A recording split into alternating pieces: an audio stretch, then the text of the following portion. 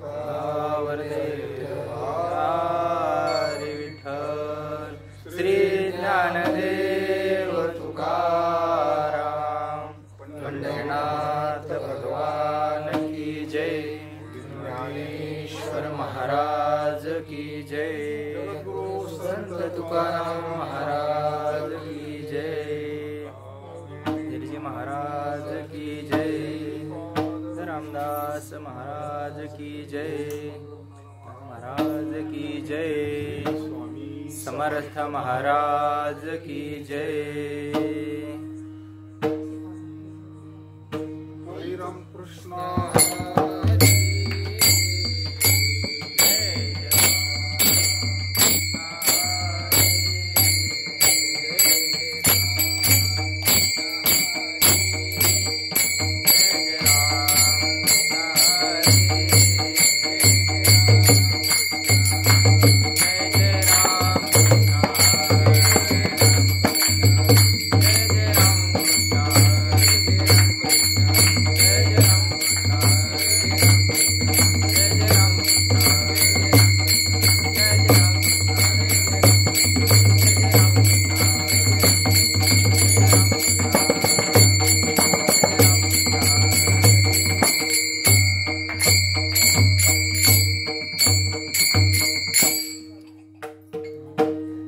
पाहता लोचनी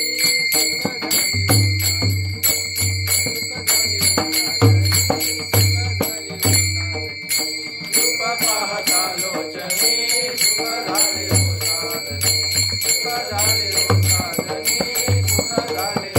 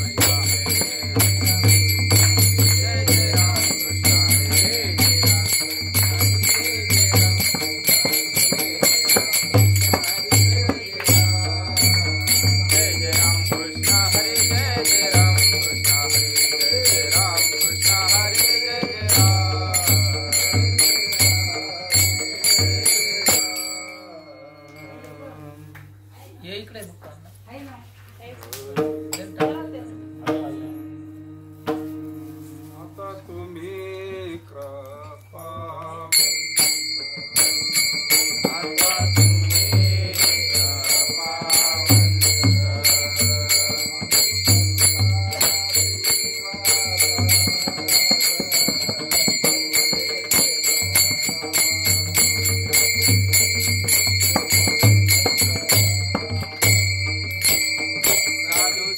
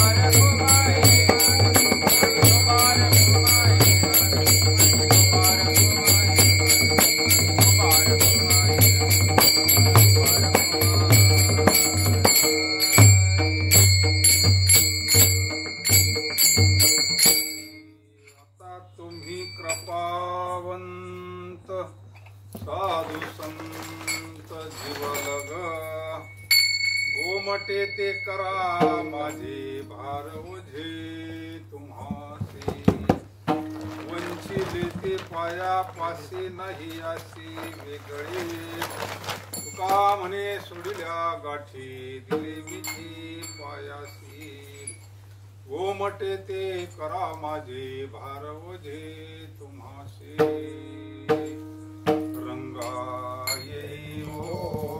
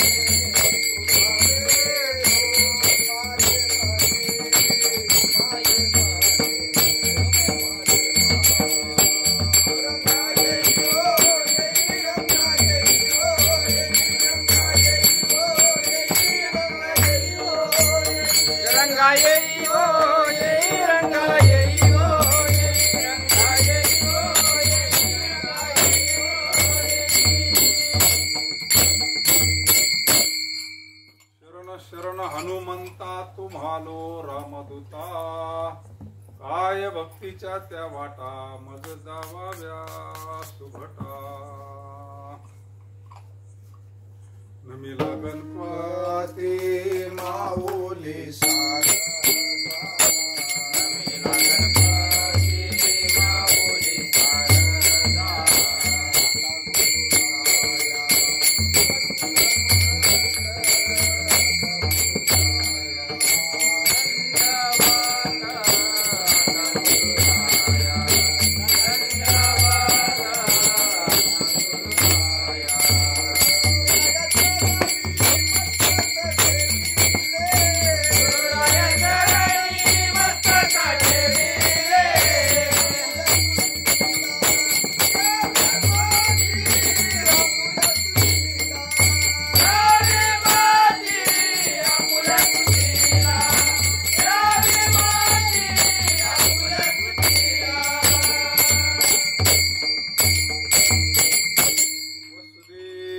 वसुतं देवं कंसचाणूरमर्दनं देवकी परमानंदं कृष्णं वंदे जगद्गुरु वचन ऐका कमलापती माझी रंकाची विनंती कर जोडितो काळी आपण असावे जवळी नमामि सद्गुरुं शान्तं सच्चिदानंद विग्रहं पूर्ण ब्रह्म परानंदं ईशमानंदी वल्लभं शिव भोळा चक्र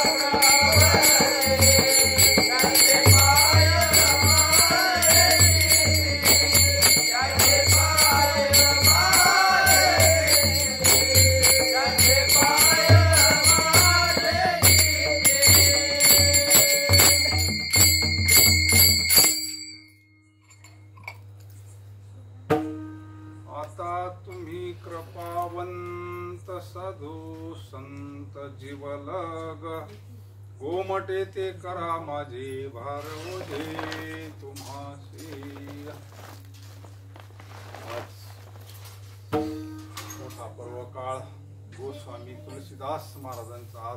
अवतरण आजच्या या पर्व काळाला संत भगवंत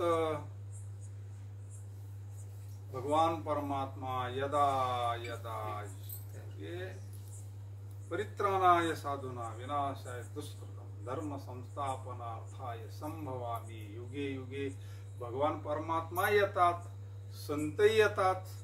भगवान परमात्मा तर वैकुंठ स्वरूपची आणि हे वैकुंठातच राहतात ना.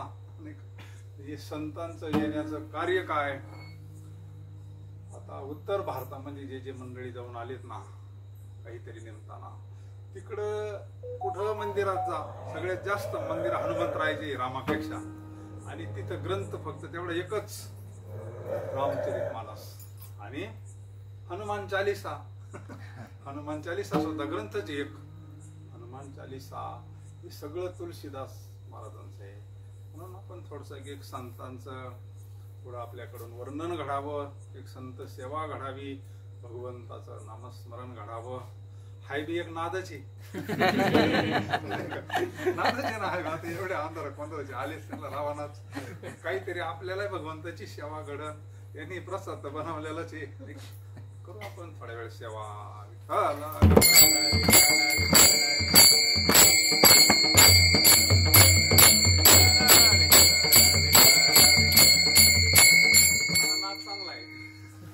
आपल्याला कल्याण करणारा नाद आहे. नाद किती काय असतात नाही का. कोणला कशाचा नाद, कोणला कशाचा. गोविंद गोविंद म्हणा. छंद लागावा तर काहीतरी चांगला लागावा, वेळ लागावा तर काहीतरी चांगलं लागावं नाही का. आता मोकर फिरणारे आम्हाला एकदम भेटलं एक रस्त्यामध्ये झाला आम्हाला. आता तो तरी नादाची छंदच आहे ना, त्याच्यामुळे ते झाला असं ना डोक्यावर परिणाम. जर हा नाद लागला ना मग गोविंद ते काया भेद नाही देवा. जीवाचं कल्याण होऊन जाताना जीवदशा नष्ट होऊन जाती आणि जीव स्वरूप होतो, म्हणजे संत पदाला प्राप्त होतो.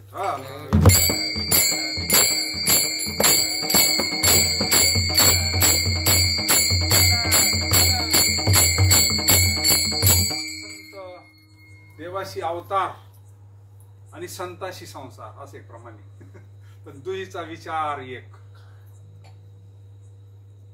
भगवंताचा अवतार आणि संत बी अवताराला येतात, पण विचार एक आहे, कार्य एक आहे, प्रवाह एक आहे. फक्त हा बाबा काय करतो, घेऊन या हाची धंदा. आणि संत सुद्धा कार्य तेच करतात, हातोटी वेगळी. जे खळांची व्यंकटी खळ मारित नाही, अंतकरणात परिवर्तन करतात. अंतकरणातली खळच आहे ना ती. इकडे रावण मारला, हा सगुणातला रावण मारला रामावतारात, पण इथं रावण राहतोय ना. फुकट म्हणले की झाले राम राज्य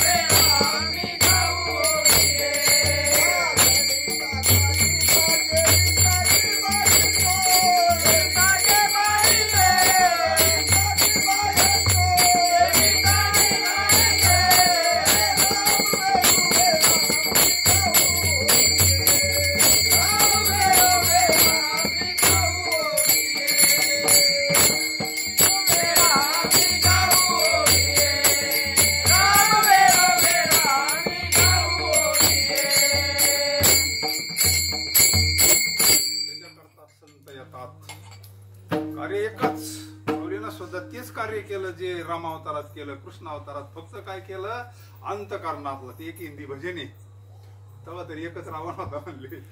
आता घर घर में रावण बैठा, इतनी राम का शिलव, असं लय भारी भजन आहे. कलियुग मार बैठा, कलियुग बैठा मार कुंडली, इतने राम का कलियुग बैठा मार कुंडली, जाऊं वो मैं कहाँ जाऊं.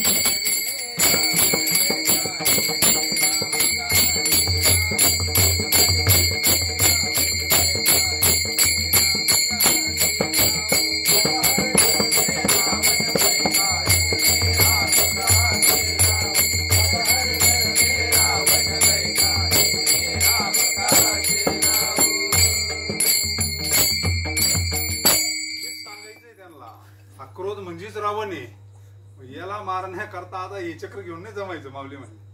माऊलींना सुद्धा तेच केलं ना, परिवर्तन केलं ना. अंतःकरणात काय केलं, एवढे शास्त्री मंडळी नंतर मग डोक्यावर घेऊन नाचायला लागले ना माऊलीला. काय केलं, परिवर्तन केलं. मारून केलं का तारून केलं. तिकडं निग्रह शक्ती आणि इकडं अनुग्रह शक्ती. तिकडं अनुग्रह देऊन नीट करत्या आणि तिकडं डायरेक्ट काय चक्र आहे.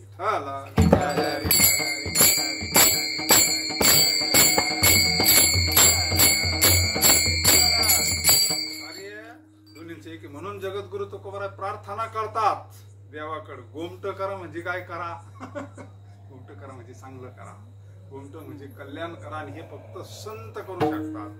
भगवान परमात्म्याला त्या भूमिकेत कल्याण नाही करता येत.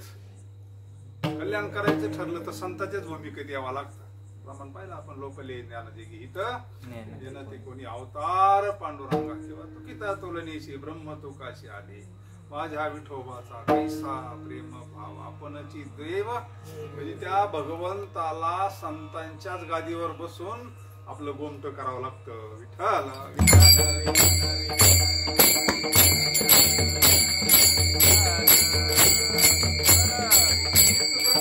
ब्रह्ममूर्ती संत जगी अवतरले उतरावय आले दीनजना.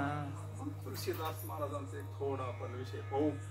तुलसीदास महाराज ज्यावेळेस जन्माला आले त्यावेळेस 32 दात होते त्यांच्या मुखामध्ये आणि राम नामाचा ध्वनी चालू होता. जन्म झाल्या झाल्याच त्यांच्या मुखातून सारखं राम राम श्रीराम जय राम. जन्म झाल्या झाल्याच. आणि मग ती दासी होती ना सोनिया दासी, तर तसं ते ब्राह्मण कोळा शास्त्री कोळात त्यांचा जन्म झालेला आहे. पण त्यांचा जन्म झाला आणि थोड्या कालावधीत आई गेली. आणि मग सगळ्यांचा परिणाम त्यांच्याकडे पाहण्याचा दृष्टिकोनच बदलला. ह्या मुलामुळेच झालं काय नु बा, या मुलाचा जन्म झाला आणि आई गेली ना. मग सगळे लोक मग शास्त्री बोलवले, पंडित बोलवले त्या काळातले. आमच्या मुलाची कुंडली तरी सांगा म्हणले. त्यांना जेव्हा कुंडली पाहिली ना, तो म्हणला याला कुठेतरी नेऊन सोडा लांब पाण्यात. आता आई तर गेली म्हणले. आत्माराम दुबे असं काहीतरी त्यांचं नाव वडिलांचं. म्हणले तुम्ही याला लवकरच कुठेतरी लांब नेऊन सोडा म्हणले पाण्यामध्ये, नाही तर तुमचं काम करीन म्हणले. हा म्हणजे आता कसं करायचंय, आपलं अंतकरणाचा तुकडा आहे ना मुलगा ना, एवढं कोवळं छोटस मुलाला कुठं नेऊन सोडणार आहे. आणि मग काही काळ गेल्यानंतर वडीलला बी निदान पावलं वडिलांचं, कारण ती कुंडली शास्त्र सांगतच होतं ना. आणि मग दाशी जी होती ना जुनिया दाशी, तिनं त्यांना लहानचं मोठं केलेलं आहे. घरी नेलं.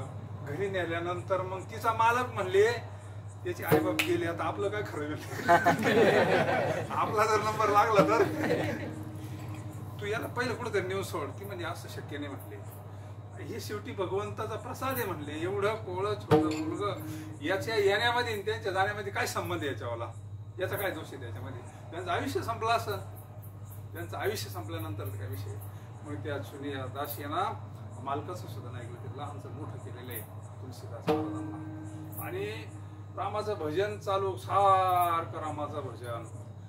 श्रीराम जय राम जय जय राम, श्रीराम जय राम जय जय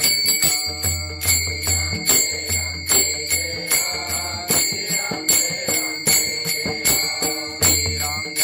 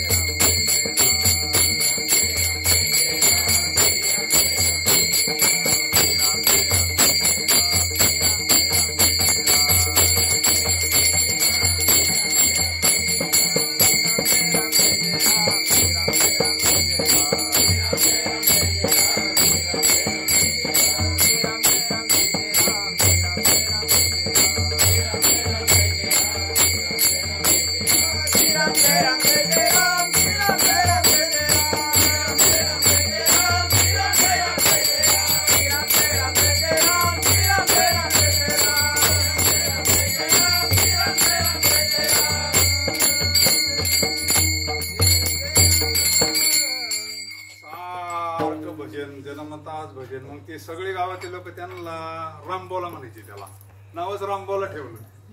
रामबोला जो तो म्हणायचा रामबोला रामबोला असं तेज. आता काय गणपती बाबांनी सांगितले तुळशीदास म्हणजे वाल्मिकींचा अवतार म्हणले. कारण जेणे काम तुझा करो तो. आणि मग सारखं नामस्मरण करायचे. कालांतरांना ती चुनियादाशी बी गेली. आणि मग गावातले लोक म्हणले हा जिथं जाईल तिथं सारा हेच होतं म्हणले. त्याला भिक्षा कोणी देईना. मग तिथून त्याला आसरा संपला ना. मग तिथून पळून गेलं. इकडे तिकडे भटकायचे. हे भिक्षाला गेले लोक दरवाजा लावून घ्यायचे. काय प्रतिकूल असतं साधूचं बी प्रारब्ध. शेवटी ते आला म्हणजे प्रारब्ध आला ना. नमस्मरण सारखं भगवंताचं नमस्मरण. सुखदुःखे समे कृत्वा लाभो लाभा जयो जया. सुखे संतोषान यावे दुखे विषदान भजावे. लाभा लाभ न धरावा मना माझी. हेच परमार्थाचा फायदा आहे. प्रतिकूल परिस्थितीत सुद्धा आपल्यावर काही परिणाम नाही झाला पाहिजे. विठ्ठला विठ्ठला विठ्ठला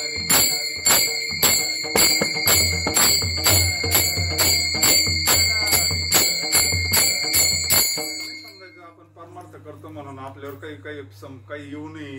काही मानकुलच परिस्थिती राहील. काही आजार होऊ नये. काही आमक येऊ नये. तसं काही नसतं. ते येत असतं वारा येत असतं जात असतं. आपल्यावर त्याचा काही परिणाम नाही झाला पाहिजे. हे तर सहनशीलता शिकवतो परमार्थ. म्हणून मग ती भिक्षा मागायची. एक दिवस त्यांना भिक्षाच भेटली नाही. असं आहे भूक तर रोज लागते ना. आणि जर भूक लागली ना महाराज काहीच कळत नाही. भूक अशी हे काय भगवंताना पोट लागले पाठीशी हिंडवी ते देश दिशी. तुका म्हणे जळो पोट. पुढे नोकरीच्या नंतर पुढे जावं लागत. याच्या या पोटा कारणे झालो बरं. ते पोट भरतही नाही. सकाळी जेवलं का आता सकाळी एवढं भारी जेवण पण आता लागणार नाही. आता जेवलं तर सकाळी उपासाला फराळ कवायना लागणारच बरं का. म्हणजे सोमवार लागणच. तुळशीदास महाराजांना भिक्षा सुद्धा त्या गावात कोणी देईना. उपवास घडायला लागला. त्यांनी मनातून असं ठरवलं आता भिक्षा मागायची नाही. जे होईल ते होईल म्हणले. देह जावो रंगी भजन तारक नमस्मरण श्रीराम जय राम जय राम. रामकथा सांगायला लागले. नंतर थोडी थोडी रामकथा सांगायची गावाच्या लोकांना. एक दिवस असा उलझडला की त्यांना भिक्षा मिळाली नाही. उपवास घडला नमस्मरण. आता ज्याचं भजन चाललंय त्याला रावण का हो. ज्याचं भजन चाललंय बरं आता काय गेले आशा पाश निवार विषय येतो त्यांचा. आता काहीच माग कोणी आहे का. कोणी आई वाट पाहिन का बाप वाट पाहिन का. कोणी रडन काहीच नाही ना. माग काहीच नाही ना. आता फक्त भगवान परमात्मा. त्याची चक्र पाणी वाट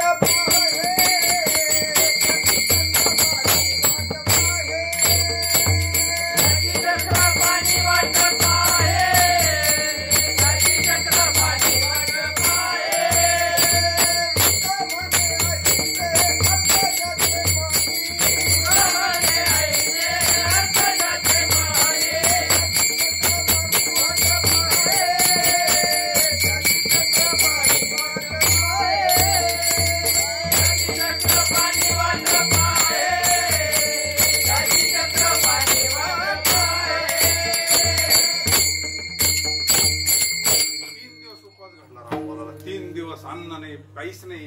कुठंतरी आपलं गंगेवर पाणी प्यावं आणि तसंच नामस्मरण करावं. भोवळ यायला लागली. भोवळ आणि भोवळ येऊन खाली पडली एक दिवस. आणि मग प्रत्यक्ष पार्वती माता आली तिथं. भगवान शंकरांना सांगितलं म्हणजे जा आता तुम्ही. आपलं लेकरू भजन करते म्हणले. आज 3 दिवस झाले म्हणले. प्रत्यक्ष जगदंबा माता जगत जननी आदी माया शक्ती पार्वती माता आली. असं पात्र भरून दूध त्या पाठीमध्ये सगळं रामबोलाला उठवलं. मांडीवर घेतलं. स्वतःच्या हाताना भरवलं. तृप्त झाले आणि जायला आता भजन कर. आणि पुन्हा अदृश्य झाल्या. विठ्ठला विठ्ठला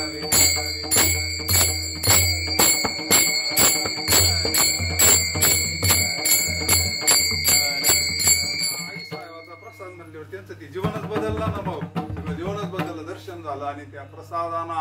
आणि मग त्यांचा पुढं फिरत असताना एक साधू भेटले त्यांना.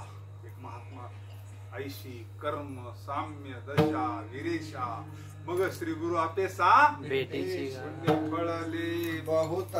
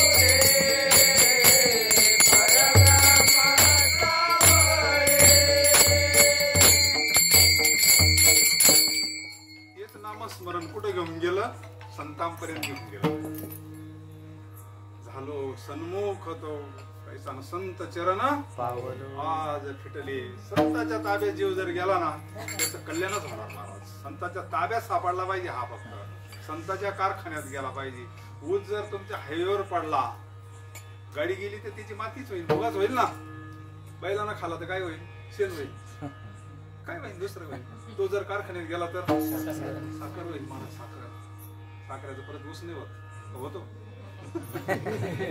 जर शिव स्वरूप झाला ना परत जन्मा नाही येणे ऐशी केली आता कैशी येणे जाणे सहज खुंटले पण हा त्या कारखान्यात गवणीत गेला पाहिजे पडून राही न तये ठाई उगाच संताशी न मागे न तरी काही तुझी आन गा सगळ्यात अवघड असं प्रमाण नाही देव भेटणं अवघड पण संत भेट अवघड आहे बहु अवघड आहे बहु म्हणजे किती बहु बहु म्हणजे नेमकं किती आकडा कायच आकडा ते बहु तिथं काय आकडा अनंत म्हणजे किती काहीच नाही तिथं आकडाच नाही ना बहु अवघड आहे संत भेटी परी जगजिठी त्याची जर कृपा झाली आपलं पुण्य जर फळाला आलं तर संत आजही भेटतात चंद्रामृत सुखे चंद्रामृत सुखे सेववे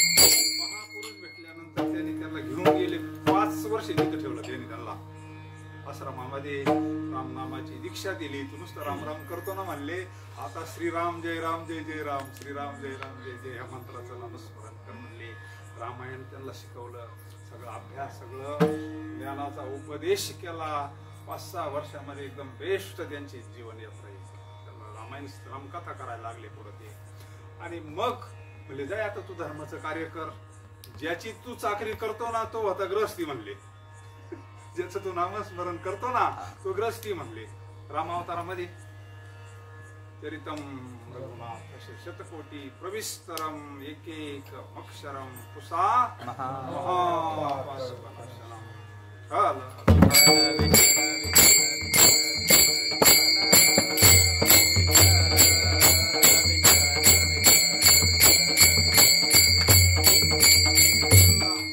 दिला, रामकथा कर, रामनामाचा महिमा वाढव म्हणले. आणि ज्याची तू उपासना करतो ना तो ये म्हणले ग्रस्ती, तू ग्रस्त आश्रम स्वीकार कर म्हणले. आणि आपलं कल्याण करून घे आणि सर्वसामान्य जीवाला कल्याणाचा मार्ग सांग, नामस्मरणाचा मार्ग सांग. आणि मग निघाले तिथून रामबोला. आणि तिथून निघाल्यानंतर मग त्यांनी त्यांचं नाव तुलसीदास ठेवलेलं आहे. त्या महापुरुष यांनी त्यांचं नाव काय ठेवलं? तुलसीदास. तोपर्यंत त्यांना रामबोला म्हणत होते लहानपणी. मग तुलसीदास हे नामकरण झालं त्यांचं. आणि मग तुलसीदास महाराज फिरत असताना राम ज्या गावात थांबायचे, मारुतीच्या मंदिरात थांबायचं आणि जेवढे लोक असेल त्याला रामकथा सांगायची. आणि मग त्या जिकडे तिकडे त्यांचा हे सुगंध पसरला ना. आणि मग फिरत असताना आपल्या गावावर आले, स्वतःच्या जन्मभूमीत आले. आल्यानंतर मग लोकांना बरं वाटलं, रामबोला रामबोला. आणि मग रामकथा सांगितली त्यांनी. आणि मग अशी रामकथा झाली का अख्ख्या परिसरातल्या लोकांना माहीत झालं. मग तिथं रोज रामकथा चालायची. रामकथा चालत असताना मग तुलसीदास म्हणून सगळ्यांचे असे त्या तिकडे तिकडे त्यांची कीर्ती पसरल्यानंतर एक दिवसाचा प्रसंग आहे. एक ब्राह्मण रामकथा ऐकायला यायचा. आणि तुलसीदासांचं तेज, पवित्रत्व, देह वाणी पुण्यवंत जो वदी अच्युत सर्वता दयाच्या चिंतने जळतील राशी. ते तेज पाहिलं, ते सगळे तपस्या, नामस्मरण. आणि त्याला असं वाटलं आपली एक एकुलती एक मुलगी आहे रत्नावली नावाची, त्याला द्यावी पण डिरिंग होईना ना. आणि मग भगवान शंकराचाच एक दिवस साक्षात्कार झाला त्या ब्राह्मणाला.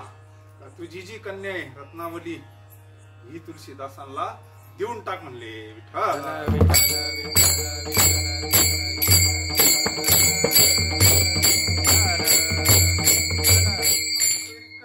सगळंच पाहावं लागत असतं नाही का. मला तो ब्राह्मण विचारले आई वडील कुठे, आमक कुठे, तमक कुठे, याला जमीन किती, घरदार, नोकरी बिकरी काय असं तर अशी मोकार पोरगी देता येईल का आपल्याला.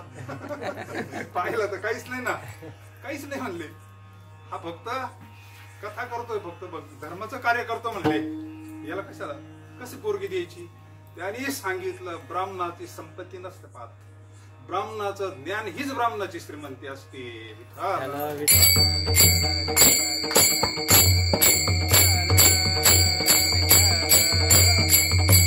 कसा ब्राह्मण असलं तर आपण त्याच्या पाया पडतो का.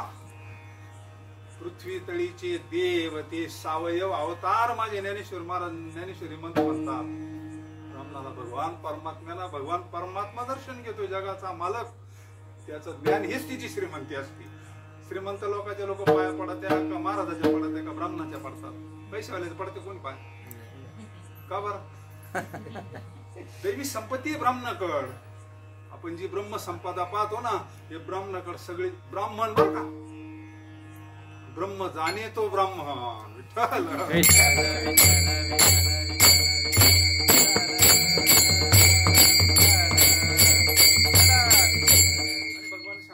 साक्षात्कार झाल्यानंतर तुलसीदासांची गाठ भेट म्हणजे असं असं ठरलं. भगवंताची इच्छा मानली नाही का. भगवंताची इच्छा मग लग्न वगैरे झालं रत्नावलीचं. आणि मग त्यांना सगळी सोय वगैरे तिथेच राहू लागले. रामकथा एक असताना एवढं वैराग्य एवढं हे, पण त्या लग्न झाल्यानंतर गुंतले ना त्याच्यामध्ये परत. इतके गुंतले की इकडं वैराग्य कमी झालं आणि इकडं विसर पडला. रामकथा बंद झाली, नामस्मरण बंद झालं आणि रमले ना प्रपंचामध्ये. इतके रमले तर लईच रमल्यानंतर पण भगवंतांना पाठवलं कशा करता होतं. तुका म्हणे माझं धाडीले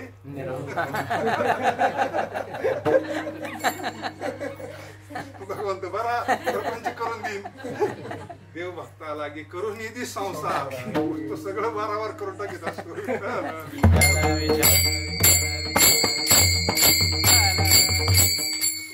एवढं दिवळ काढायचं काय त्याच काम होतं ना ते. नाही तर कसं काय एवढं मोठं काय साधी जागिरी साधी दुकानदारी सगळं असतं. पण भगवंताला हे करायकरता पाठवलंच नव्हतं महाराजांना. गाथा निर्माण करायचा होता. ते वैराग्याशिवाय होत नसतं महाराज. तपस्येशिवाय कसं होईल. आणि हे सगळं नसतं झालं तर भंडार डोंगरावर गेले असतील का महाराज. नाही ना. तसं तुलसीदास महाराजांना वैराग्य उत्पन्न करायचं होतं, धर्माचं कार्य करायचं होतं भगवंताला. आणि मग एक दिवसाचा प्रसंग आहे. तुलसीदास महाराज असे राजाच्या स्वारी बरोबर गेले असताना तिथे प्रसंग घडला. माहेरून निरोप आला. आई फार आजारी म्हणले. त्या रत्नावलीला 2 नाव आहे, ममताई म्हणून एक काही चरित्रामध्ये आणि काही रत्नावली म्हणून. असं का आई आजारी म्हणले. आईनं तुला अर्जंट भेटायला बोलवलं. पतिव्रतेचा नियम आहे, पतीला विचारल्याशिवाय जायचं नाही. पतिव्रता त्या काळातल्या पतिव्रता आजही पतिव्रता आहेत. आज ज्याचं आचरण चांगलं त्या पतिव्रताच आहे ना, धर्मानुसार एकदम व्यवस्थित जीवन. तिनं सांगितलं पण मी विचारल्याशिवाय कसं जाऊ. तिथं काही श्रेष्ठ माता भगिनी बसलेल्या होत्या. त्यांनी सांगितलं पण ती बी आई आहे ना, ती बी धर्मसंकटच आहे ना. आजारी तू जाय भेटून परत ये म्हणले, काय अडचण नाही. ती गेली. पत्र लिहून ठेवलं होतं म्हणते असं काहीतरी आपल्या मालकाला. गेली. पावसाळ्याचे दिवस, नदीला पाणी. आई जास्त आजारी असल्यामुळे तिचा झाला मुक्काम. हे मासे आले. हे पूर्ण त्यांचे पूर्ण चित्तामध्ये सगळं ते झालं होतं. आल्यानंतर विचारलं कुठे गेली काय. सगळ्यांनी सांगितलं ही माहेरला गेली म्हणजे आई आजारी असल्यामुळं.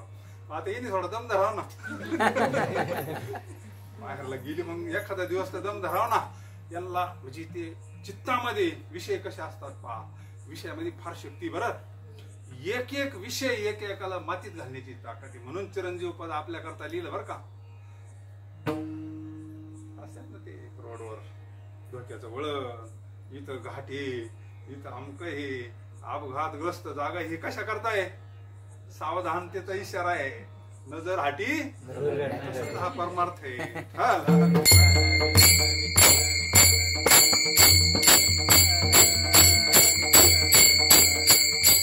चित्तामध्ये इतके पूर्ण हे झाले होते त्यांना काहीच होत. जसं भगवंत चित्तात आल्यानंतर साधकाची दशा होती तसं चित्तामध्ये फक्त पत्नी होती, त्यांच्यामध्ये विषय होते. आणि मग तसेच निघाले ते पुढं सासूरवाडीला निघाले. सासूरवाडीला निघाले तर कडकडा विजा चमकतात, पाऊस चालू, रात्र झाली. पुढे गेले तर नदीला पाणी, नदी दुईथड्या वाहती.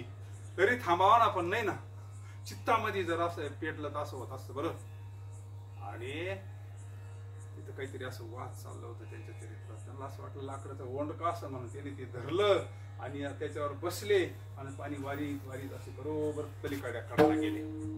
पलीकडे गेले. त्यांना असं वाटतं परत यायला लागेल म्हणून असं वर टाकलं होतं ते. असं सांगतात मोठा महाल होता. गेले रात्र. आता सगळे झोपलेले होते ना वरच्या मजल्यावर. ही सगळी मंडळी झोपलेली. हे गेले. आता सेटर लावेल वर जायचं कसं. त्यांचं सहज लक्ष गेलं खिडकीपाशी असं काहीतरी लोंबत होतं. त्यांना असं वाटलं ही रत्नावलीनं नेमका आपल्या करता काहीतरी दोर बांधून ठेवला. पहा एक प्रमाणे कामातुराणाम लज्जा भयम विठ्ठल.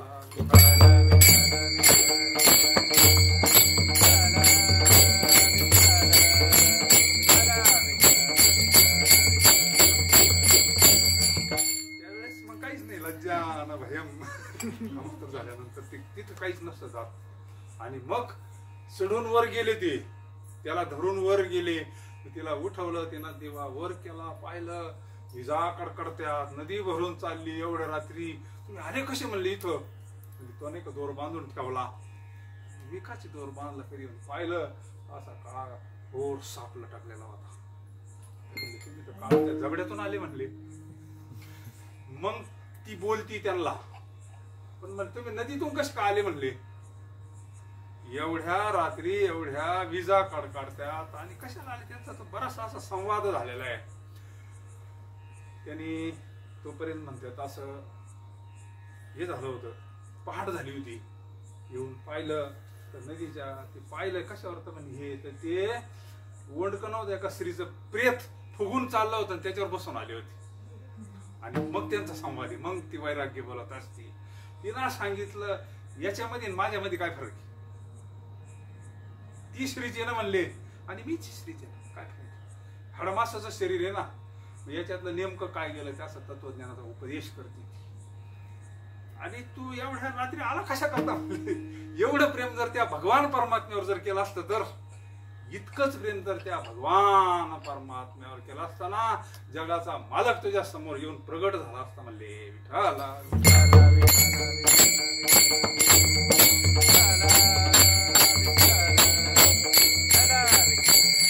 पत्नी सुद्धा सुद्धा मालकाला उपदेश करते, पण ही गुरु म्हणून करू राहिली आता.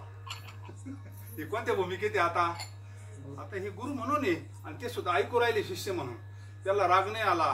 त्याने सांगितलं, हिच्या मुखातून माझे सद्गुरू बोलतात, माझा राम बोलतोय म्हणले, माझ्या कल्याणाचं बोलू राहिले म्हणले. त्यांनी तिथं श्री संताची माथा साष्टांग एक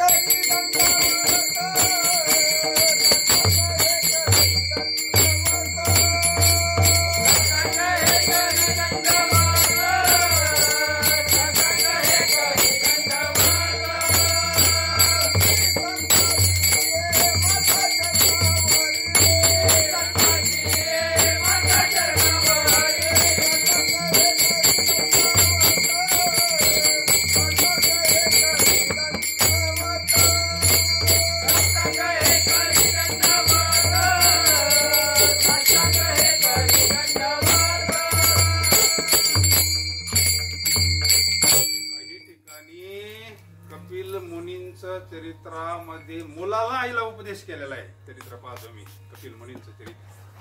मुलांना आईला उपदेश केलेला आहे ब्रह्मज्ञानाचा, पण ह्या भूमिकेतून केलाय गुरु शिष्य. आता ऋषी गेले म्हणले जे त्याच्यामध्ये तपस्याला गेले. आता माझा उद्धार कोण करीन? मुलगा उपदेश करतो पण सद्गुरू म्हणून, आई शिष्य म्हणून, तरच ही विद्या फलप्राप्त होती, अन्यथा प्राप्त होत नाही.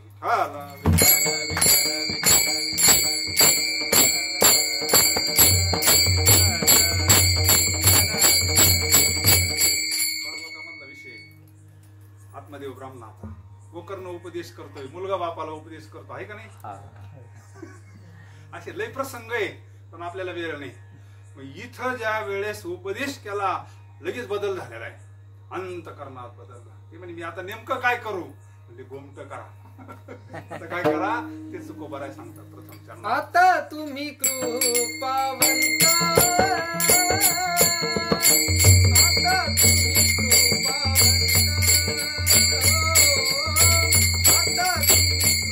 कृपावंत, आता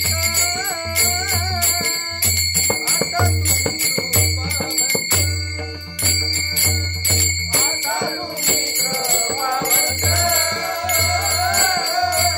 आता तुम्ही कृपावंत, आता तुम्ही कृपावंत,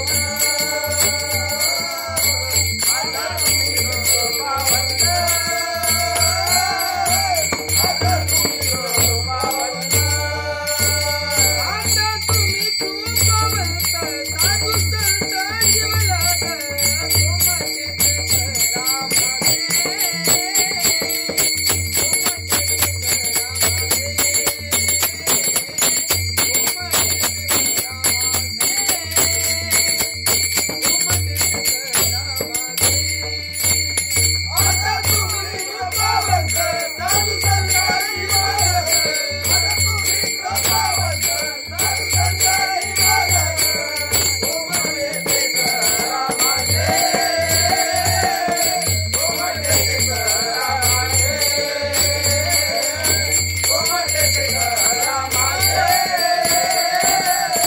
सोमतेत रामाचे,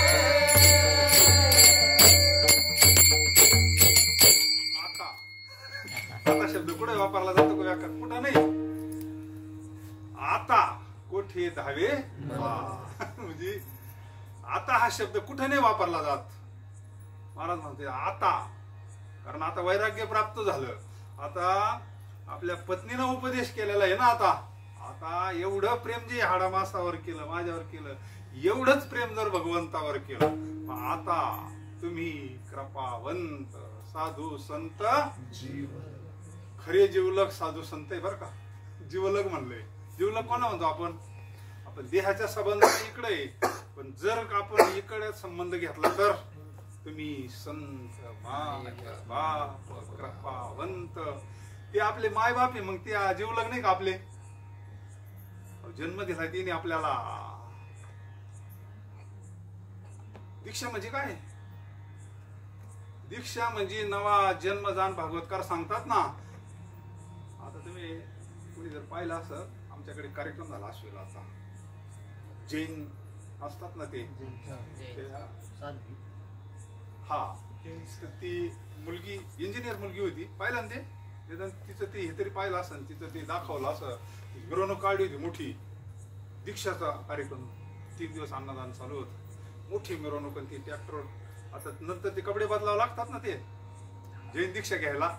मग त्याच्या अगोदरच तिचे ते कपडे आणि ती अशी मीराबाई सारखी नाचत होती. अशी ट्रॅक्टरवर मिरवणूक काढली ते दाखवलं होतं.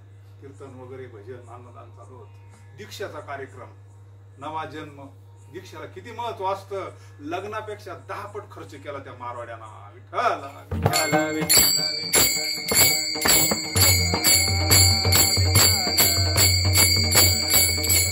संपत्ती एकच पोरगी आणि शिकवली ती, डिग्री इंजिनियर झाली. त्याला असं वाटलं राहीन घरी. म्हणले नाही, मला प्रपंच करायचंच नाही म्हणले.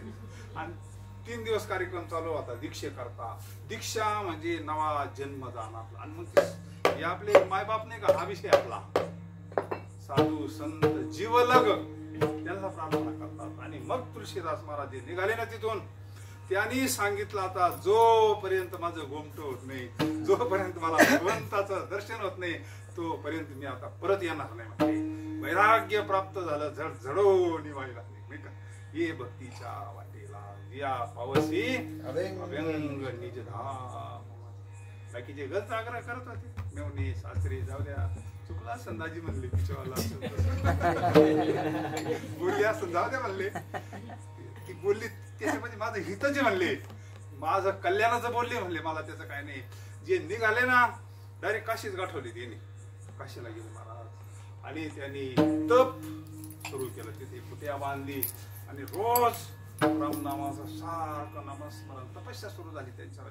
भगवंताची प्राप्ती करायची ना. आणि मग प्राप्ती करत असताना भगवंताचं चिंतन चालू आहे, सारखं नामस्मरण चालू आहे. संध्याकाळी रामकथा, बरेच लोक रामकथा ऐकायला यायची. 12 वर्ष त्यांनी नियम केला. रोज शौचाला काशीमध्ये जायचं नाही म्हणले. पवित्र क्षेत्र आहे ना काशीचं क्षेत्र, म्हणजे भगवान शंकराचं आहे ना. नदीच्या पलीकडे लांब जायचे ते शौचाला. आणि ते एक पिंपळाचं झाड होते, तिथं शौचाला गेल्यानंतर उरलेलं पाणी तिथं ओतून द्यायचं. ज्यावेळेस 12 वर्षे पूर्ण झाली, एक तर पूर्ण झालं ना, त्यावेळेस तिथे एक पिशाच्य होतं त्या पिंपळाच्या झाडाखाली. ते प्रगट झालं, प्रसन्न झालं. यांना म्हणले थांबा तुळशीदास, मी प्रसन्न झालो, काहीतरी वर मागा म्हणले. कोण म्हणलं? पिशाच्य म्हणलं. हे म्हणले तू कोण आहे? हे म्हणले मी फार मोठा शास्त्री होतो म्हणले, पंडित होतो म्हणले. तुला काहीतरी कल्याणाचा मार्ग सांगा, कारण आम्हाला ह्या सरोवरातलं पाणी चालत नाही म्हणले. हे जे सरोवर नदीचं पाणी आहे ना, पिशाची योनीमध्ये ते आम्हाला चालत नाही. तो आम्हाला 12 वर्ष पाणी पाजलं, आमच्यावर उपकार केला म्हणले. या उपकारातून फेड होण्याकरता काहीतरी मागा म्हणले. मी प्रसन्न झालो, काहीतरी मागा. हे वैराग्यच होतं, विवेकावर होते. रोज नामस्मरण. यांनी थोडे डोळे झाकले. आपण घर कशा करता सोडलं, एवढ्याचा त्याग कशा करता केले, भगवंत प्राप्ती करता. त्यांनी सांगितलं मला प्रभू रामाचं दर्शन करून द्या म्हणले.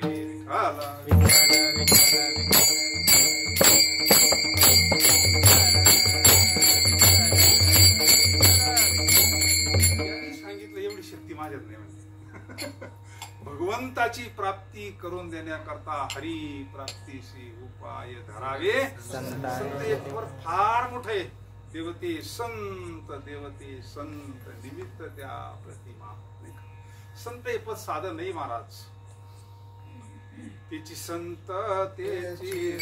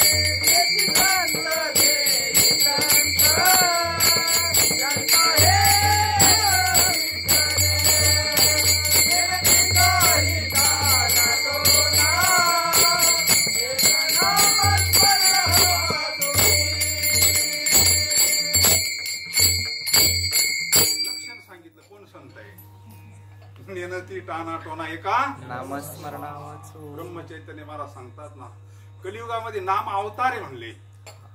नाम हाच भगवंताचा अवतार आहे. नाम आणि देव वेगळा नाहीच. नाम नामीच आभेद सांगतात ज्ञानेश्वर महाराज. जो नाम स्मरण करतो त्याच्या जवळ नव्हे म्हणले मी अख्खं चरित्र पाना. जिथे नाम तेथे माझा प्राण. जिथं नाम ते म्हणजे जिथं नाम आहे तिथं भगवंत आहे. नाम आहे तिथं महाराज आहे. नाम आहे तिथं संत आहे.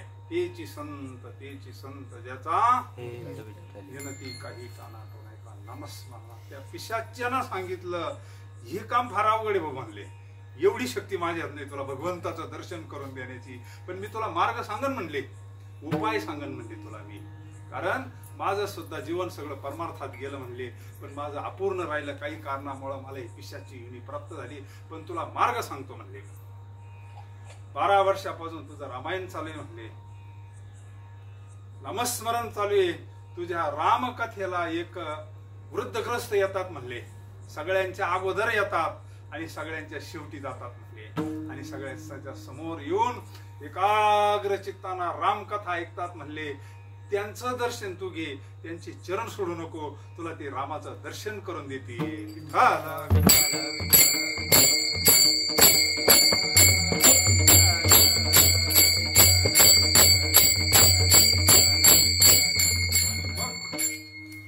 त्यांना असं वाटलं कधी संध्याकाळ होईल, कधी ते ग्रस्त कोण असतील. त्यांना उत्सुकता लागली ना. काही ऐशी दशा येईल माझी चित्त पांडुरंगा सुरत अशी. आणि मग संध्याकाळ झाली. रामकथा चालू. आता बरेच म्हातारे ऐकी यायचे ना. तर नेमकं कोणता म्हातारा असेल ओळखायचा कसा. आणि ओळखणं काही सोपं आहे का. फार अवघड आहे. आणि मग सगळी रामकथा झाली. त्यांनी बरंच पाहिलं या बाबाकडं पाय त्या बाबाकडं. पण यांना काय मिळ लागला. पुन्हा दुसऱ्या दिवशी तेच. मग तिसऱ्या दिवशी यांच्या लक्षात आलं सगळ्यात अगोदर कोण येतंय, सगळ्यात शेवटी कोण जातंय आणि एकाग्र चित्तानं रामकथा कोण ऐकतंय. कारण आजही जिथं रामकथा चालू आहे तिथं हनुमंतराय रामकथा ऐकतात. आपण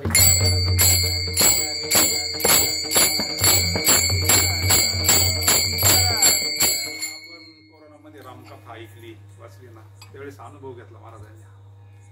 प्रत्यक्ष अनुभव घेतला. आजही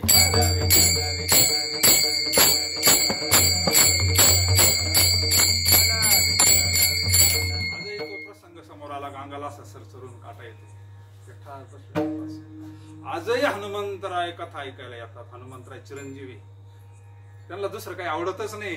त्यांनी भगवंताला सांगितलं जोपर्यंत रामकथा आहे तोपर्यंत मी पृथ्वीवर राहील. जोपर्यंत राम नाम आहे रामकथा आहे ना तोपर्यंत मी इथं थांबन. आजही हनुमंतराय आजही.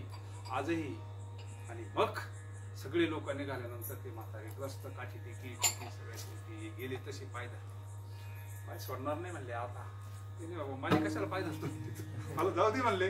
त्यांनी सांगितलं नाही आता मी तुमचे पाय सोडणार नाही. तुम्ही खरे कोण आहे प्रगट मला दर्शन द्या म्हणले. आणि मग हनुमंतरायाला दर्शन द्यावं लागलं महाराज. आणि मग हनुमंतराय म्हणले बाळा काय म्हणजे मला भगवंताचं दर्शन पाहिजे. काय भक्तीच्या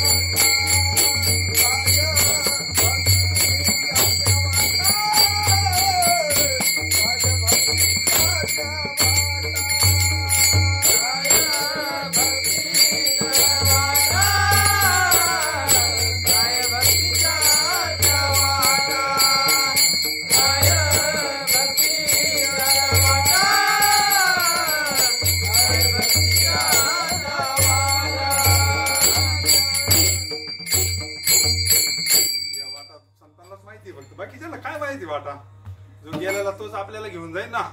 कैवल्याचा अधिकारी मोक्षाची सोडी. जो सुटला तो आपल्याला सोडील ना. बाण द्याला आपल्याला सोडील का? सोडूच शकत नाही महाराज. जो सुटलेला आहे ना, माये बापी पिंड पाळीला माया जन्म मरण जाया संताच्या वचने वारी जन्म दुःख मिष्टान्न ते भूक. संत आपल्याला सोडू शकते कारण ते सुटलेले, ते मोकळे झालेले. कैवल्याचा अधिकारी मोक्षाची सोडी बांधी करी विठ्ठल.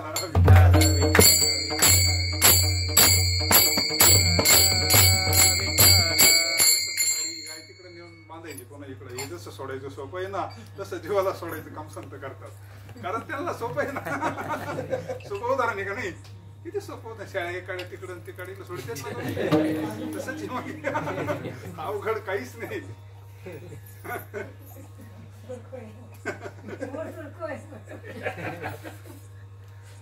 आणि मग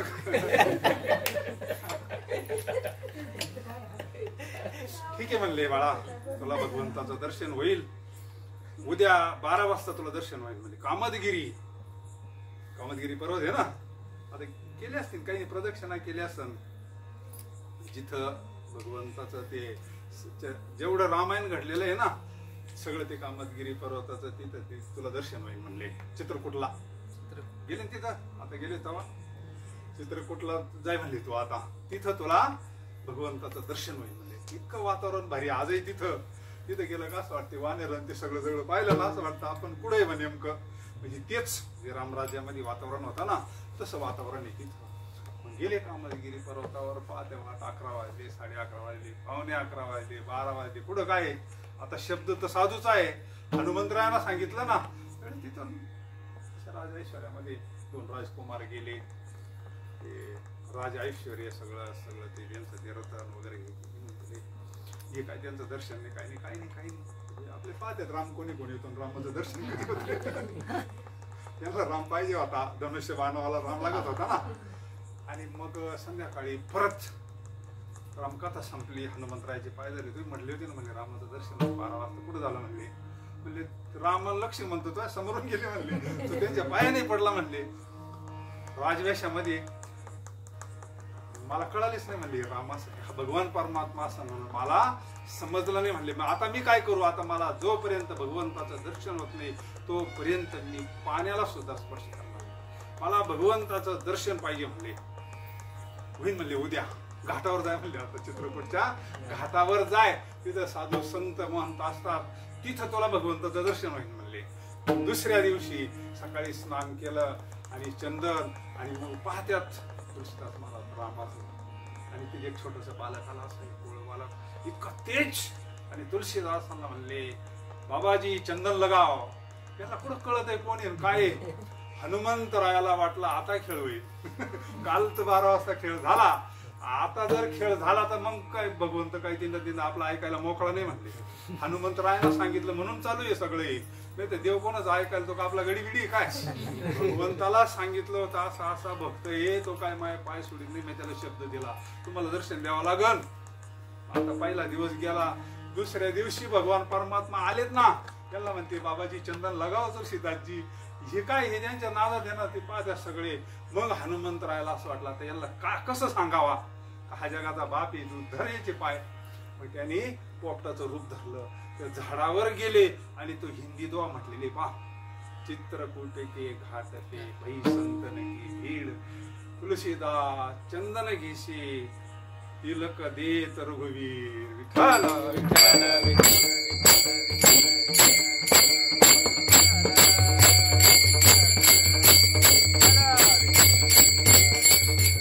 वर पाहिलं.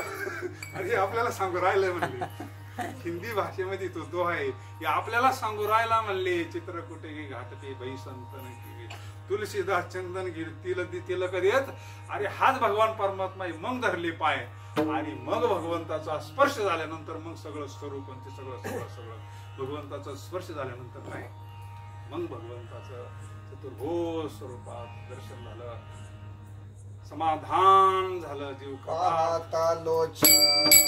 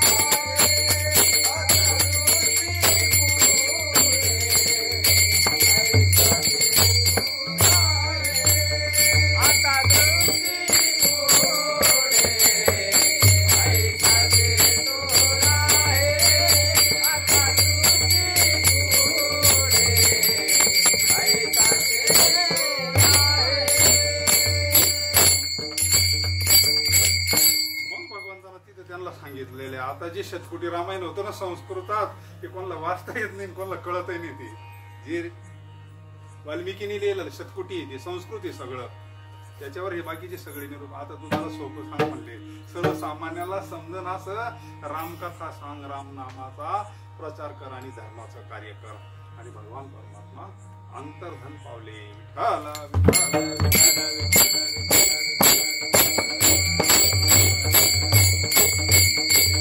काशीमध्येच आश्रम मोठा झाला ना, आता तिथं भरपूर त्यांच्यावाला प्रसार झाला, भरपूर लोक अन्नदान सगळं सगळं कोणी यायचं ना आश्रमात टाकायचं. जे लागत ते सोनं काय पैसा काय काय आपण जसे असे कांदे वावरात टाकतो ना, मोकार टेलरचे टेलर असं त्या आश्रमामध्ये काही पडेल पुढं काही त्याला राखण नाही, कुलूप नाही, काय नाही काय नाही.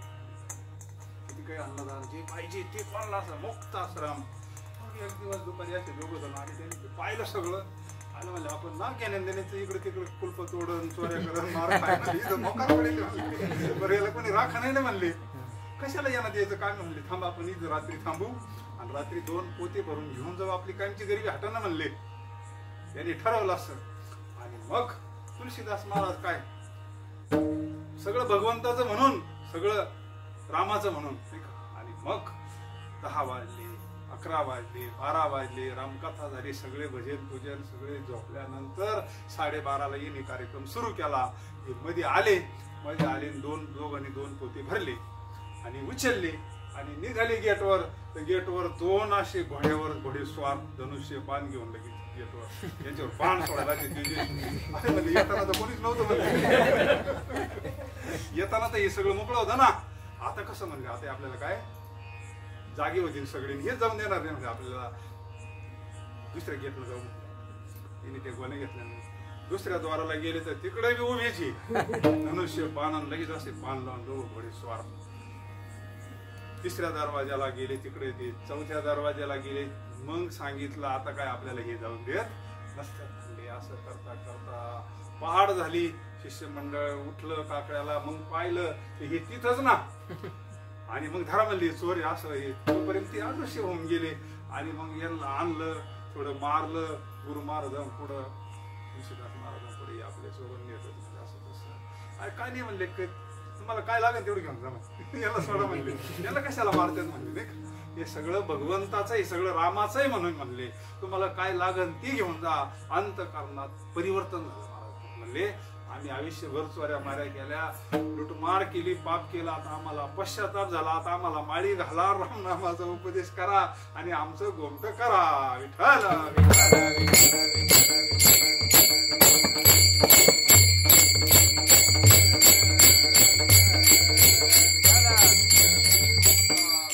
कृपावंत साधू संत जीव लग गोमटे ते करा, माझे भार ओझे वंचिले ते पायापाशी नाही अशी वेगळे. आणि शेवटच्या टप्प्यामध्ये त्यांनी रामचरित्र मानस ग्रंथ लिहायला सुरू केला. तो एक आपल्याला सगळ्यांना परिचित ग्रंथ आहे. इतका सोपा ग्रंथ आहे, भाषा इतकी सोपी का सहज कोणालाही त्याचा कळणारी भाषा सोपी आहे. आणि ग्रंथ लिहिला काशी दी. काशीमध्ये किती पंडित शास्त्री विद्वान, पैठण मध्ये एवढे होते तर काशीमध्ये किती असं. आणि मग लोक यांची रामकथा ऐकायला यायला लागले ना. आणि मग त्या विद्वान लोकांना झालं जड.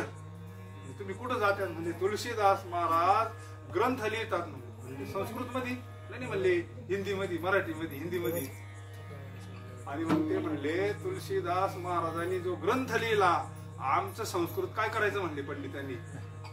तो ग्रंथ तुम्ही वाचू नका, ऐकू नका म्हणले. आणि तो मान्य नाही म्हणले काशीतल्या पंडितांना. तो नदीमध्ये बुडून टाका म्हणले, गंगेमध्ये. आणि मग सगळे पंडित शास्त्री एकत्र आले. तुलसीदास महाराज त्या काळातले सगळे मंडळी काय करायचं, ग्रंथ आमचा ग्रंथ श्रेष्ठ का तुलसीदास महाराजांचा रामचरित्र मानस श्रेष्ठ. आता न्याय कुठं न्याय न्यायचा. मग सगळ्यांच्या अनुमते असं ठरलं, दोन्ही ग्रंथ भगवान शंकराच्या मंदिरात ठेवायचे. काशी विश्वेश्वराच्या मंदिराला कुलूप लावून घ्यायचं. जो ग्रंथ वर राहील तो ग्रंथ मान्य. ते शास्त्रीने सांगितलं जमणार नाही, आमचाच ग्रंथ वर पाहिजे म्हणले. ते शास्त्री पंडित काय म्हणले, काशी आमची म्हणले, आला कुठं म्हणले, हा एक तर संस्कृत हिंदी करून राहिला म्हणले, आमचा ग्रंथ हा म्हणले. माझं काहीच मत नाही, माझा ग्रंथ कुठं ठेवा, माझ्या ग्रंथाला खाली जरी भगवंताचा हात लागला तरी मला मान्य म्हणले. मला काय गरज पाहिजे ना, मला मानन प्रतिष्ठेची गरज नाही. माझ्या ग्रंथाला भगवान शंकराचा निवळ स्पर्श जाऊन खाली जरी ठेवला तरी मला मान्य म्हणले. ठरला अख्ख्या काशीमध्ये हाच न्याय, दुसरीकडे जायचं नाही. जो ग्रंथ वर राहील तो ग्रंथ मान्य. भगवान शंकर जो ग्रंथ वर ठेवतो, तिसरे ग्रंथ तिथे ठेवले, सगळे शास्त्रीने दिलेले संस्कृत ग्रंथ. तुळशी महाराजांचा ग्रंथ ठेवला, रामचरित मानस कुलूप लावून घेतलं. आता काय कडेकोट बंदोबस्त आहे ना, आणि सकाळी मंदिर उघडलं, सगळे पाहायला. मग असं पाहायला म्हणले का साधी गर्दी असं असं म्हणले काय लागत आहे का, अख्खे पाहायला आले तर प्रत्येक सगळ्या ग्रंथाच्या वर तुळशीदास महाराजांचा रामचरित्र मानस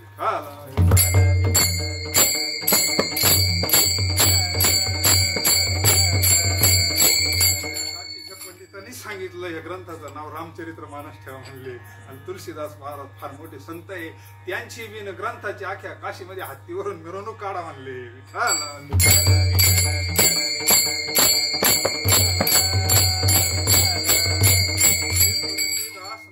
देव मान्य संत आहे, संत मान्य संत आहे, शास्त्र मान्य संत आहे, विद्वानांनी सुद्धा त्यांना संत मान्य म्हणून शिक्कामोर्तब केला असे संत. आता तुम्ही कृपावंत साधू संत जीवलग गोमटे ते करा मान्य. जगद्गुरु तुकोबाराय म्हणतात, आपलं कल्याण करणाऱ्या विश्वामध्ये फक्त संत संत सोडून या जगतामध्ये लेकोराचे हित वाहे माऊलीचे चित्त ऐशी कोटी भार वाहे त्याचे सुका म्हणे माझे तुम्हा संतावरी वाजे. म्हणून मला शेवटच्या चरणात सांगतात, तुका म्हणे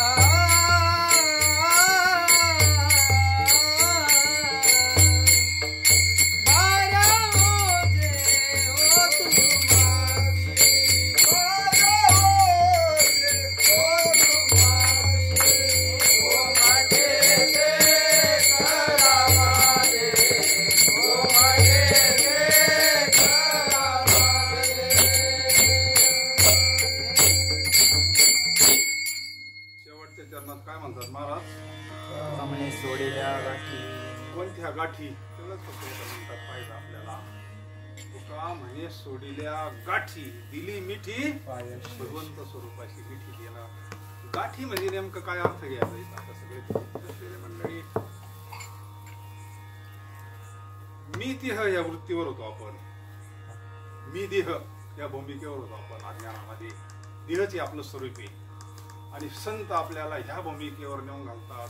मी ब्रह्मस्वरूपे, मी शिवस्वरूपे, मी आत्मस्वरूपे, मी नित्य आहे, मी अमर आहे. ही जे संदेहाच्या सुटल्या तेच म्हणतात ना. बाबाजीने मला हा उपदेश केला महावाक्याचा का तू तुकाराम म्हणजे हा देह तुकाराम नाही, चैतन्य म्हणजे तुकाराम आहे. तुकाराम म्हणजे काय, वासुदेव स्वरूप आहे तू, तू अमर आहे. न म्हणा देह माझा मगभर. या संदेहाच्या सुटल्या संध्या संदेह माझा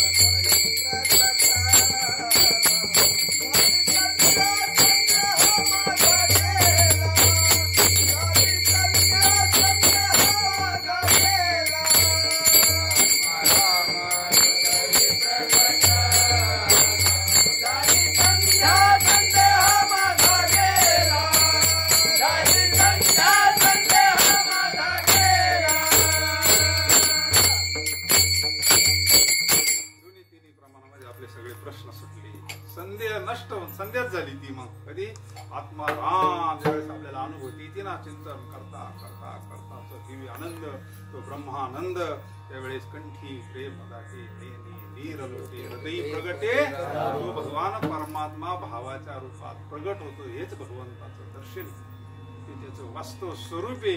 मग सगळे संदेह गाठी सुटतात. आता मी देह नसून मी कोण आहे? शिवस्वरूपी.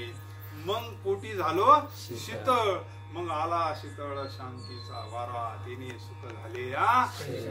मग ह्याच गोकुळामध्ये सुख, समाधान, शांती प्राप्त होती. फक्त गाठी सुटल्या पाहिजे. गाठी म्हणजे अशा चरकल्यासारख्या गाठी नाही, सूक्ष्म गाठी येते. मनावर संस्कार झालेले येते. कमी देह, तेच मन हे राम झाले. मन हे राम. कशानं होतं? ते भगवंताच्या नामस्मरणानं होतं, हे संतांच्या कृपेनं होतं. सहज आज एक महापुरुष जगाच्या कल्याणा संतांच्या विभूती देह कष्टविती.